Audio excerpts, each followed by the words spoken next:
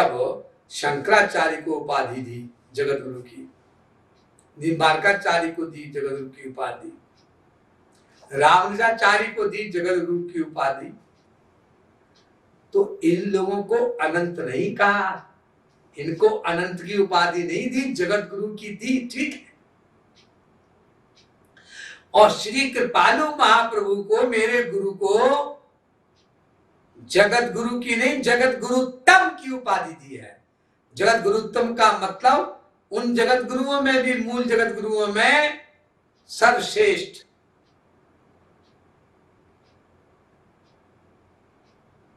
अनंत, अनंत गुण युक्त जो उपाधियां हैं, और उसमें भी अनंत शब्द का प्रयोग हुआ है, अनंत श्री विभूषण। कुछ लोग कहते हैं साहब आजकल तो कलयुग है, गली गली में श्री कृष्ण की फैक्ट्री खुली हुई है बनने की।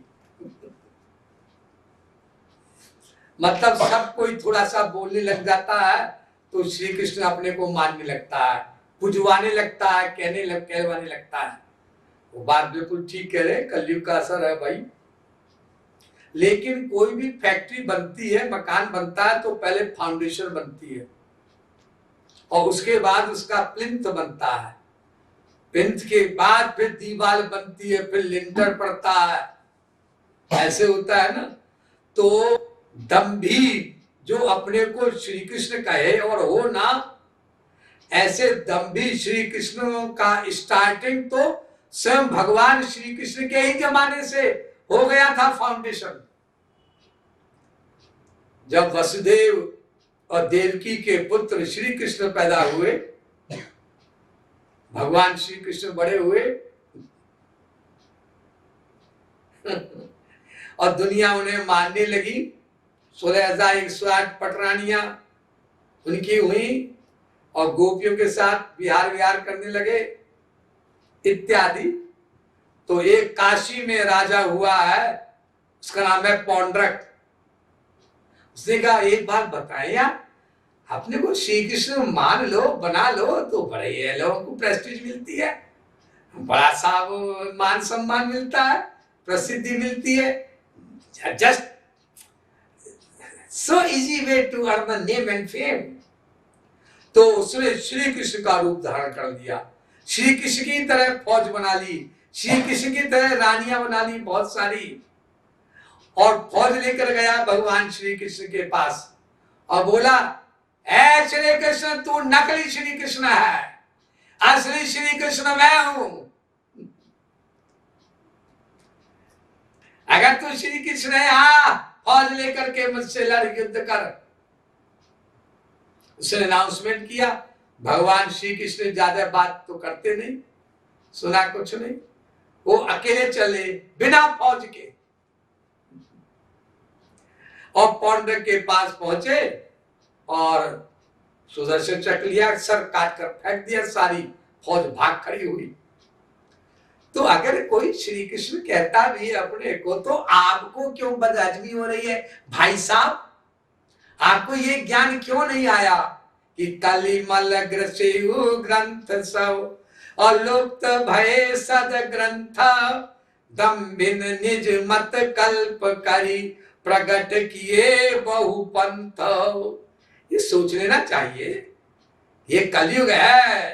मार्ग सोई जाकर जोई भावा, पंडित सो जो गाल बजावा, और मिथ्यारंभ दंभ रत जोई, ताका संत कहीं सब कोई। और जाके नख अरु जटा विशाला, सो प्रसिद्ध तापस कलिकाला।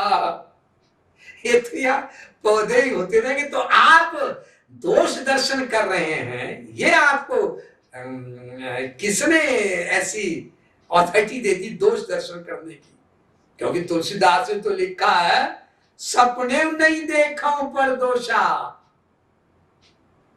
और दुर्जनों के लक्षण गिनाए हैं।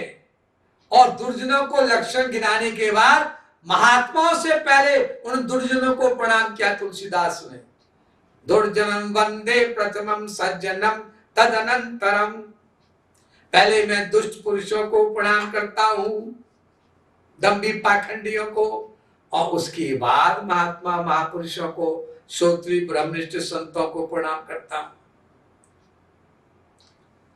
अरे we have to learn how to convert these stumbling blocks into a stepping stone। संसार में तो ये होता ही रहेगा।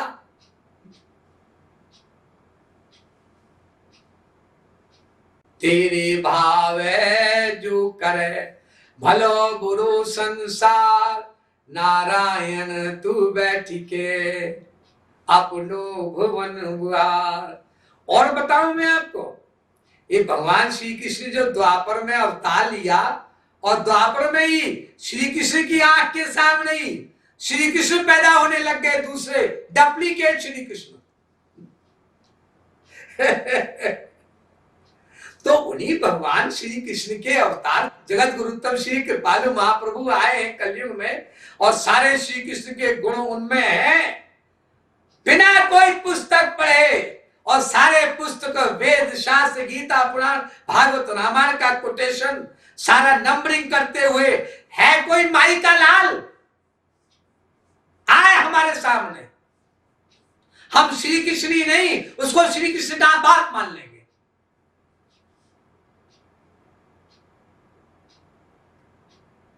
लेकिन वचन वज्र जय सदा प्यारा, सहस नयन पर दोष निहारा। अरे जगत गुरु तो श्री कृपालु महाप्रभु के गुण देखने से हमें थोड़ी ना मतलब है, क्योंकि अगर हम गुण देख लेंगे, सारे गुण उनके सुन लेंगे, तो हम बाध्य हो जाएंगे उनको श्री कृष्ण को मानने के लिए। हमारा अहंकार हमें इसकी परमिशन नहीं देता। हम तो खुद अपने को ही भगवान मान रहे हैं साहब, जीव स्वयं ब्रह्म है।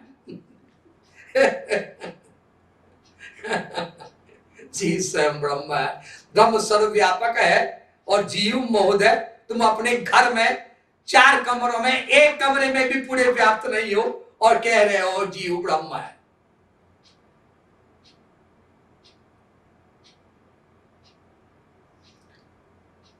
तो इसलिए ये तो सब पैदा होते रहेंगे। जब कोई फसल लगाता है धान की गेहूं की, तो खरपतवार आ ही जाते हैं, उसको खुरपी से हटा दीजिए और फसल में पानी दीजिए, खाद दीजिए, ताकि फल खाने को मिले।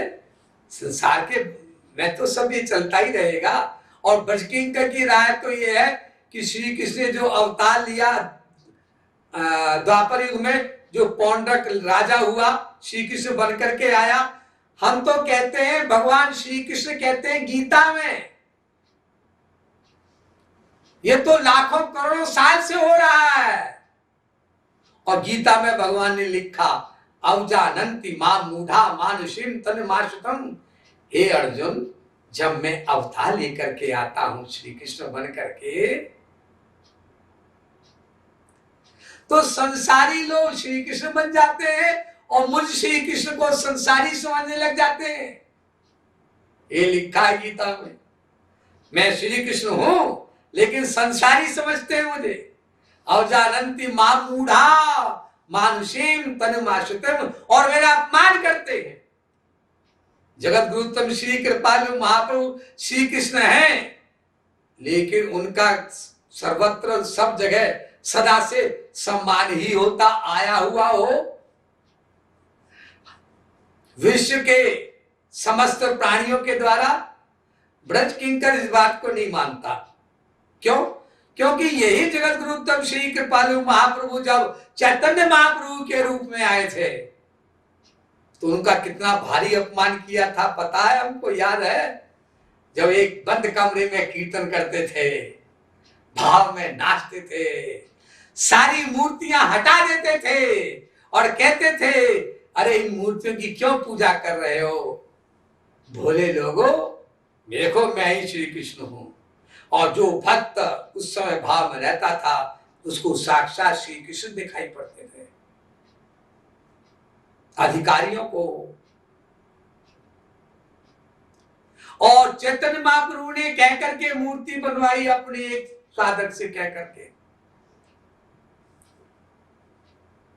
अपने इन पर्सन शरीर में रहते हुए भी। और वही काम जगद्गुरु श्री कृपालु ने महाप्रभु ने भी किया। उनकी मूर्ति भी उनके शरीर में रहते रहते बिना समरण लीला किए, समरण लीला से पहले बन गई थी। कितना सामंजस्य है, कितनी समानता है, कितनी सिमिलरिटी है। और ये जो कृपालु धाम में जो मूर्ति लगी जगद्गुरु श्री कृपालु महाप्रभु की, भक्ति धाम में जो श्री राधा कृष्ण का विग्रह है वहां पर लगी थी ये मूर्ति जगद्गुरु श्री कृपालु महाप्रभु की। क्योंकि भाव में आ गई ना जगद्गुरु श्री कृपालु महाप्रभु, तो उसी गर्भगृह में अपनी मूर्ति लगा दी। जैसे कि मूर्तियां हटा करके चैतन्य महाप्रभु किसी भक्त के निवास पर और स्वयं बैठ जाते थे, ये भी लीला जगद्गुरु श्री कृपालु महाप्रभु के स्वरूप में हुई। लेकिन फिर बाद में उसको हटा दिया गया, बगल में रख दिया गया, श्री राधा कृष्ण का चित्र लगा दिया गया, कलयुगी जीवों के उद्धार के लिए, कल्याण के लिए। और जो समझदार हैं, विद्वान हैं, इंटेलिजेंसिया हैं, इंटेलेक्चुअल्स हैं, उनको भी बताने के लिए, देखो गर्भगृह में यहां पर राधा कृष्ण ही आए थे। गर्भगृह में कृपालु धाम के भक्ति मंदिर के गर्भगृह में श्री राधा कृष्ण ही आए थे, एक शरीर में, जिनका नाम जगद्गुरुत्तम श्री कृपालु महाप्रभु। जैसे श्री राधा कृष्ण युगल सरकार एक ही शरीर गौरांग महाप्रभु चैतन्य महाप्रभु के शरीर में आए थे, सिमिलरली, क्वाइट सिमिलरली जगद्गुरुत्तम श्री कृपालु महाप्रभु के शरीर में श्री राधा कृष्ण आए।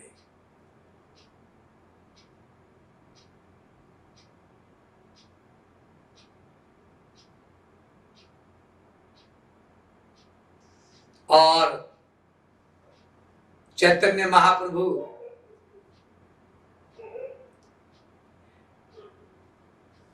का विरोध होने लगा, उनकी प्रसिद्धि भी बहुत फैलने लग गई और विरोध भी होने लगा उतना।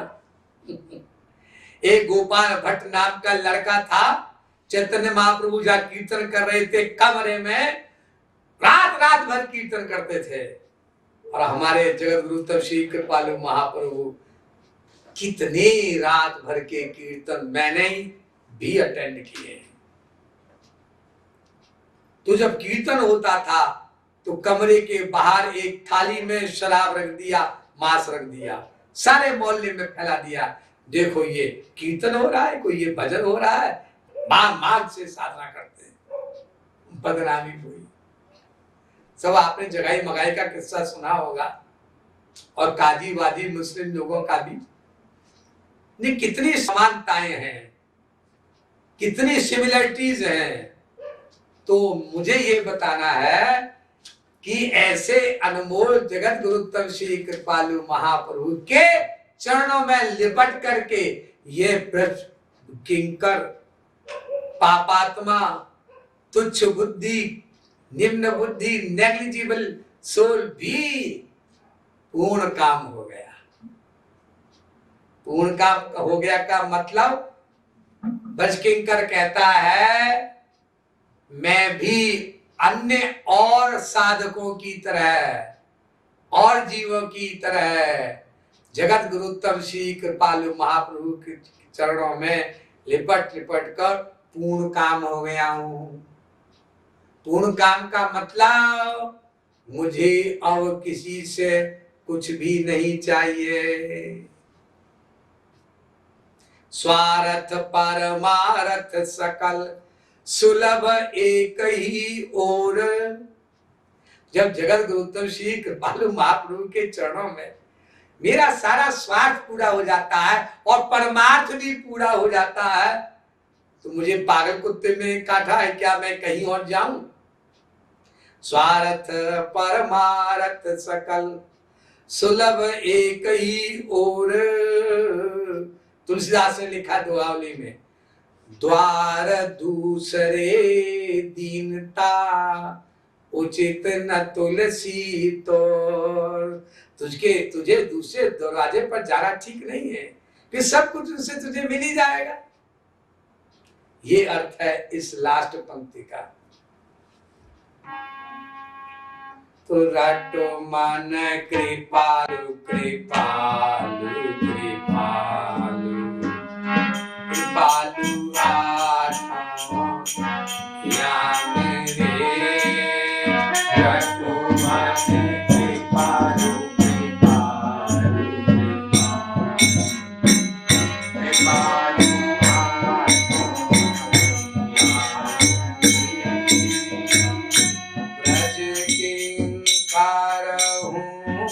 लिपटी लिपटी उन लिपटी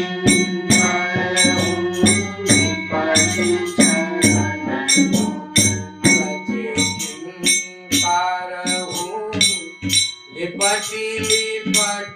उन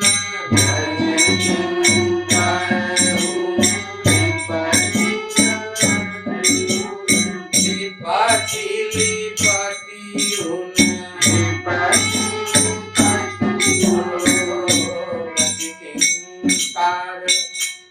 ब्रज किंकार हूँ लिपटी लिपटी हूँ। ब्रज किंकार हूँ लिपटी लिपटी हूँ।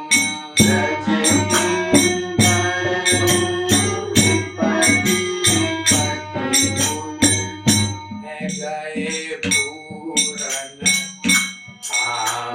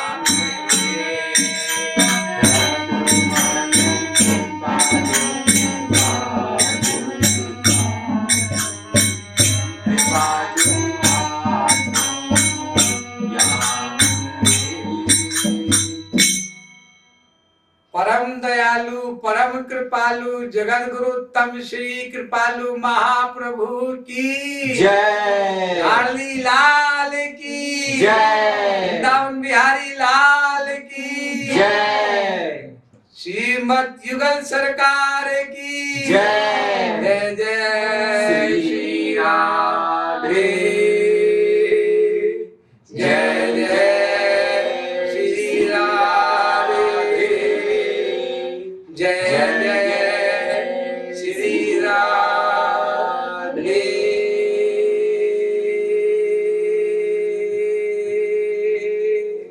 ये कुछ अधिक व्याख्याएं हो गई।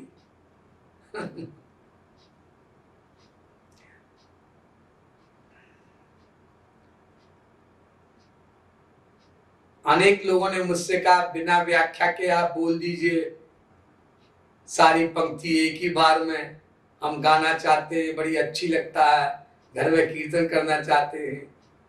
कुछ लोगों ने मुझसे कहा कि नहीं व्याख्या भी कर दीजिए, आपके बड़े डीप भजन है, गहराई में है, सबको समझ में नहीं आते, सब समझ नहीं पाते या सब समझ नहीं सकते, तो आप भी उन भजनों का पदों की व्याख्या कर दीजिए।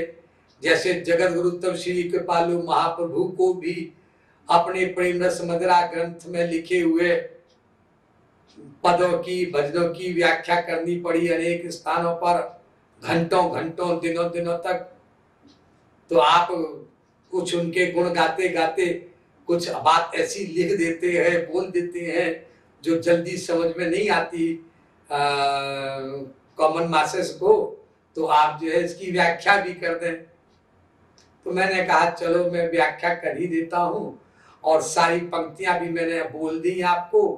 अब उन पंक्तियों में से अलग अलग छांट लीजिएगा आप सब लोग। घर में उनका कीर्तन करना है रूप ध्यान का, तो वो आपको आसान हो जाएगा।